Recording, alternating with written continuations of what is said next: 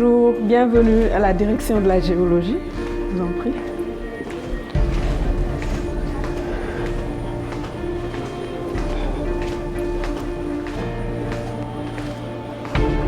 Je n'ai pas eu de mal à trouver.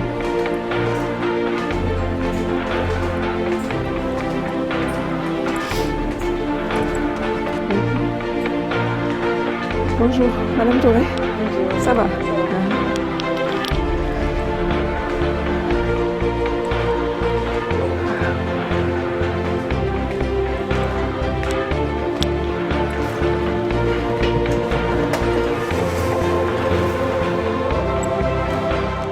Je suis le docteur Rokhaya Samba Diène, directrice de la géologie, ministère des Mines et de la Géologie. J'ai fait ma formation ou mes études à Dakar, à l'Immaculée Conception de Dakar. Par la suite, je suis allée au cours Sainte-Marie de Anne, puis au cours secondaire Sacré-Cœur, où j'ai eu le bac de la série C. À l'époque, on parlait de série C. Et ensuite, j'ai été à l'université de Dakar, où je me suis inscrite en maths physique, comme j'adorais les maths et les physiques. Et en rentrant, j'ai vu le concours d'entrée à l'Institut des sciences de la Terre. J'ai donc fait le concours de l'Institut des sciences de la Terre, parce que l'intérêt, c'est qu'à l'époque, tous les élèves étaient boursiers. Et là, nous sommes sortis sur des centaines d'étudiants. Ils ont retenu 24. Et par la suite, bon, au fil des années, pendant 5 ans, on est sorti de l'Institut des sciences de la Terre comme géologue de conception, avec une promotion de 7 personnes dont j'étais la seule fille. Il n'y avait pas beaucoup de filles à l'époque, parce que l'IST, c'était 5 ans. Et il y avait, je pense, à part Madame Sophie Gladima qui venait de sortir donc, en 88, et il y avait 2, une qui était en 4e année et moi-même. Après l'IST, comme je ne voulais plus avoir affaire avec l'université, j'ai été comme formatrice au niveau du centre de corps de la paix à Thiès pendant 1 année, et juste après cette année, j'ai eu la possibilité de faire un doctorat d'ingénieur en géologie appliquée avec l'IRD et l'ADRAO à Saint-Louis. Et donc pendant 3 ans, j'ai fait ma thèse, mes études de recherche sur le terrain, et j'étais dans un tout autre domaine sur la riziculture irriguée et la dégradation des sols. Mais pour à terme devenir docteur en géologie appliquée. Et c'est à partir de ce moment, après ma soutenance, où j'ai travaillé avec le centre de suivi écologique pendant 1 année, avant d'être recrutée dans la fonction publique en 2000 comme ingénieure en géophysique. C'était pas facile du tout. Je me souviens, nous avions en 2000, donc nous étions 2 filles à la direction des mines et de la géologie. Par la suite, l'une a rejoint le pétrole et moi j'ai continué. Donc j'étais la seule fille. Et là, bon, j'ai été successivement juste ingénieur géologue, ensuite chef du service régional des mines de Dakar. Et après, je suis revenue comme chef de division au niveau de la direction des mines après 7 ans passés à Dakar. Et là, vous dites que ce n'était pas évident, parce qu'à Dakar, c'était la première fois qu'on avait un chef de service des mines femme. Et donc, il fallait aller sur le terrain. Et je peux vous assurer que je ne me laissais pas faire. J'allais sur le terrain au même titre que les hommes. Et il arrivait que mes pointeurs me demandent si j'ai toujours fait ça. Donc, ce n'était pas du tout évident. Et puis, bon, vous arriviez dans un domaine où il n'y avait que des hommes. Les exploitants, les sociétés minières, c'était dirigé par des hommes. Et vous, en tant que femme, toute jeune, vous venez pour leur dire, conformément au code, etc., essayez de les orienter. Ce n'était pas du tout évident. En fait, comme je vous l'ai dit, c'est venu comme ça. J'étais toujours passionnée par les mathématiques, l'informatique. Et donc, quand j'ai vu le concours de l'IST, il n'y avait pas beaucoup de monde déjà. C'était très sélectif. Il n'y avait pas beaucoup de femmes. Donc, je me suis dit, pourquoi pas? Et là, sur le terrain, on allait dans nos camps de terrain. J'étais la seule femme choyée par les hommes. Mais bien sûr, je m'arrangeais toujours pour être parmi les meilleurs. Et là, j'avais aussi, à l'époque, justement, je me suis mariée après l'IST, pendant ma thèse. Et là, j'ai mon mari qui m'a poussée, qui m'a vraiment supportée pour continuer dans la lancée de la géologie. Voilà, donc là, vous voyez, ça c'est le Sénégal. Et donc, vous voyez les deux parties, le bassin et le socle. Le socle où on a l'essentiel de l'or. Et là, c'est une projection donc, de tous les titres miniers qui se trouvent au niveau de Kédougou. Vous avez Sorène Mine, vous avez Rangold qui est devenu depuis Barrick, Sabodala Gold, Watik. Et donc, c'est l'ancienne mine de Massawa. C'est ça, oui. Et là, vous avez, bon, en vert, on a les autorisations d'exploitation artisanale quand même, qui se trouvent, comme vous le voyez, dans les concessions. Nous avons des petites mines, permis de recherche et autres. Voilà. Et donc là, vous avez les différentes possibilités d'utiliser l'or. Donc, composantes, dentaires, les lingots, les bijoux. Les femmes aiment, oui, c'est ça. Ce que les femmes adorent. On a les statistiques de production. Je me souviens de notre premier camp de terrain à Kédougou. Donc, nous étions un groupe dont, bon, je vais pas dire les noms parce que c'est des personnes qui sont devenues des responsables. Donc, nous étions sur le terrain. Et à cette période, il y avait des hautes herbes et bon, on marchait, on avait notre carte, les boussoles, etc. Et à un moment, il y a l'un d'eux qui dit « Hé, boy, un lion !» Et tout le monde a fui, j'étais seule là, figée. Et après, ils se sont rendus compte que c'était un veau. Mais avec la couleur du... voilà, ils ont pensé que c'était... Et bon, on a eu quand même beaucoup de bons souvenirs. Il nous arrivait d'entrer également, de voir des clôtures. Et là, bon, tout jeune, nous arpentions les clôtures et rentrions dans un champ ou bien dans un espace, une sorte de forêt classée. Et après, on a eu de la peine à sortir de cette forêt parce que c'était une forêt d'épineuses. Finalement, il a fallu, à ce moment, on commençait dans cette zone-là à installer les poteaux électriques. Et donc, on a suivi les poteaux pour sortir de l'autre côté, tellement loin qu'on est arrivé en retard au camp. Et quand on est arrivé, notre prof avait alerté la gendarmerie et la police. Et tout le monde était inquiet, personne n'avait mangé. Et quand on est arrivé, il nous a dit « Mais où est-ce que vous étiez ?»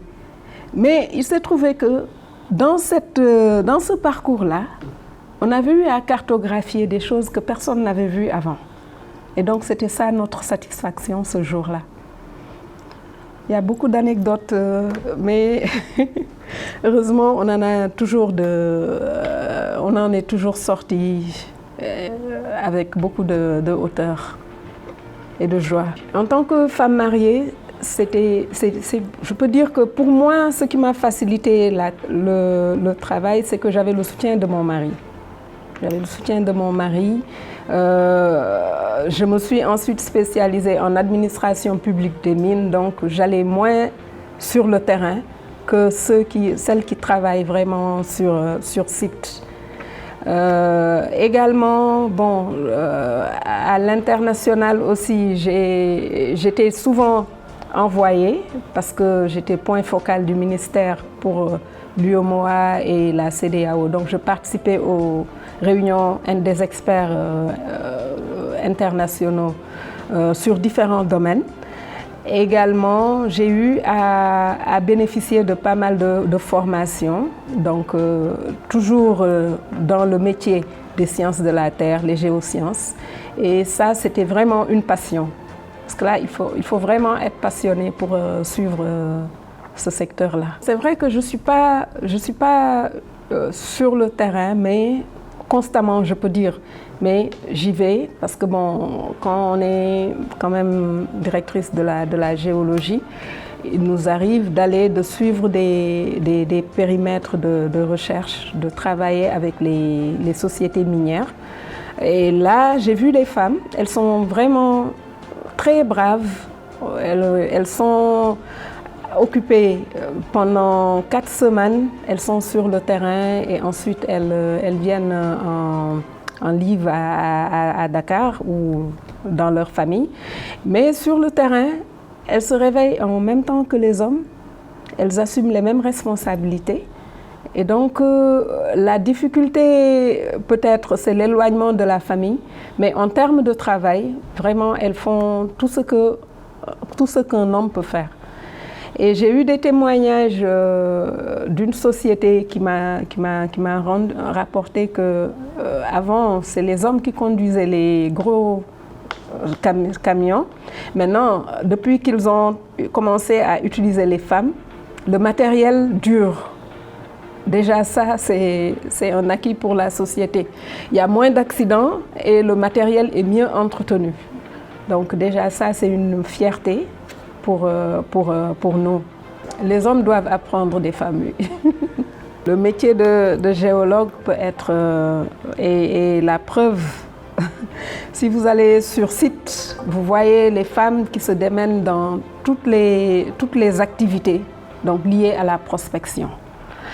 Ce n'est pas seulement aux hommes de le faire. Et là, je pense que si vous interrogez les sociétés minières, elles vous diront qu'elles ont beaucoup de satisfaction de la jante féminine. Ouais. Ah. Nekkoo ci WhatsApp am. Ouais, active. D'accord, attends, on me transférer. Non, me transférer.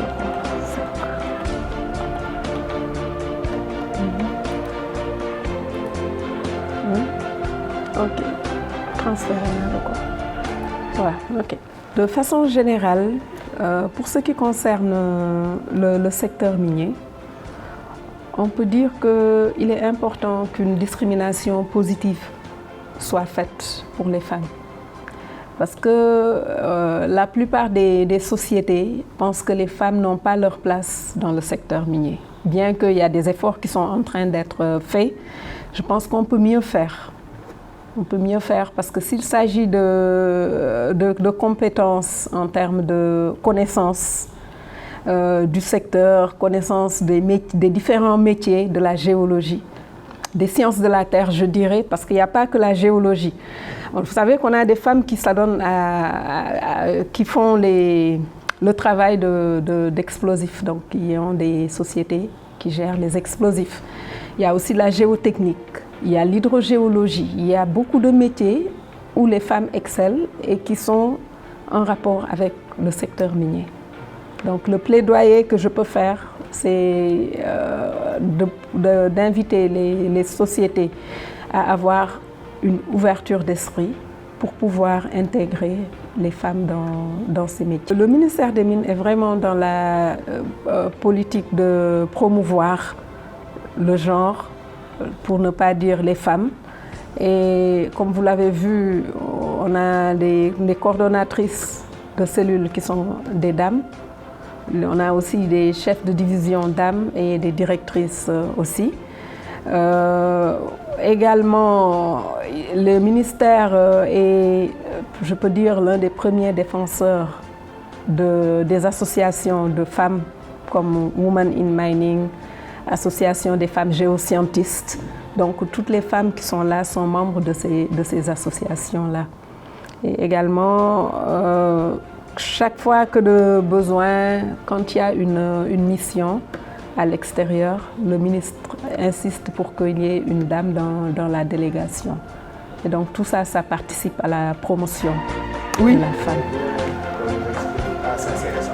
C'est récent, oui. Ça c'est récent, c'était lors d'une visite que le ministre a eu à faire à son arrivée au niveau de Dakar et de Thiès. Donc voilà, là on était sur le terrain, je pense que ça devait être à Tolsa, SSPT, au niveau des phosphates, quelque chose comme ça. Très bien. Et celle que je préfère, c'est... Oui. Enfin, ce que je C'est préfère, ça. C'est ça. Oui.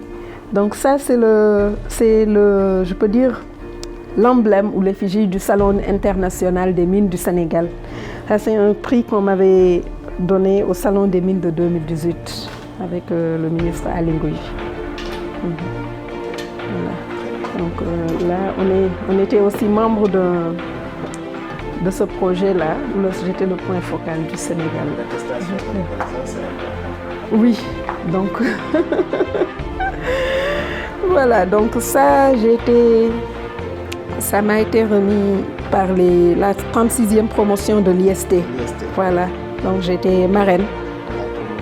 Raphaël Sarr, c'est ça. Parce que je donne des cours toujours à l'IST.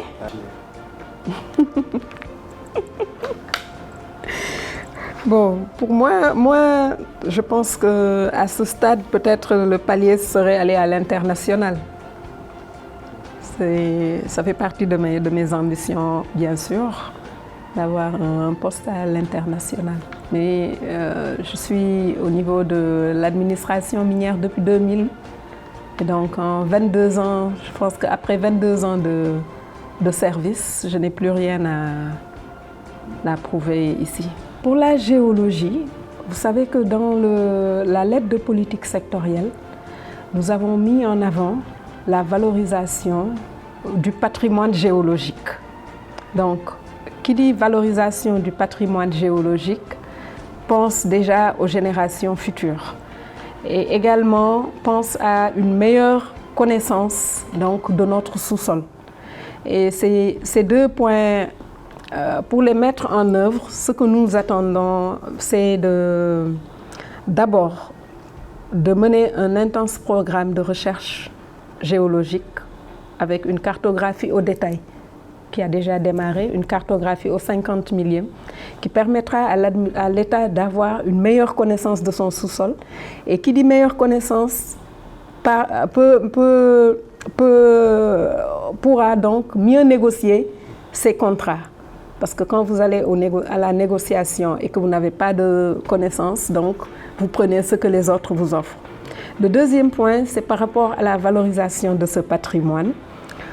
On envisage de créer ce qu'on appelle le concept de géoparc. C'est un concept de l'UNESCO, donc qui permettra de valoriser les curiosités géologiques dont nous disposons au niveau du Sénégal. Donc tout ce patrimoine mis ensemble permettra aux générations qui vont venir de mieux comprendre qu'est-ce qui s'est passé et de savoir comment est-ce que la géologie du Sénégal a évolué. Parce que bon, on est en train d'exploiter, les ressources ne sont pas renouvelables et donc il est important de penser à ces générations-là, aussi bien dans la formation que pour les retombées, pour les communautés, même qui avoisinent ces sites que nous voulons mettre en exergue.